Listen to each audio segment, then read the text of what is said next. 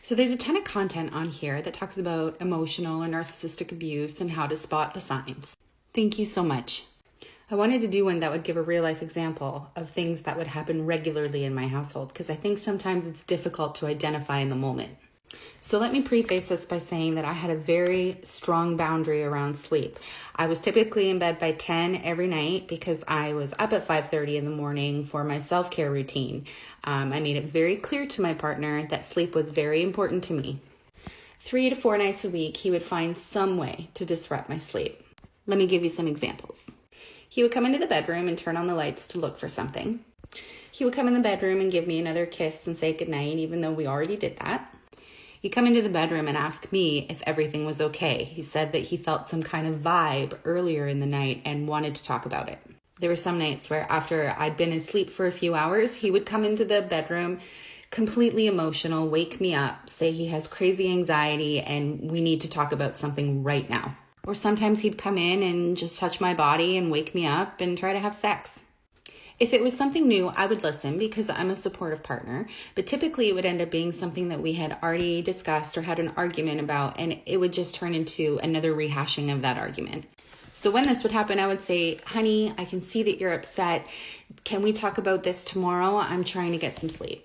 And of course, he would tell me that I'm being selfish, that my needs were more important than his, and that I didn't care about his feelings. Needless to say, I would get zero sleep. Now, the morning after would look something like this. I would say good morning to my partner, try to give him a kiss, and he would either ignore me or push me away. If he got up while I was still home, which didn't happen often, he would go to the kitchen, slam some things around, and get a coffee and sit in front of the TV.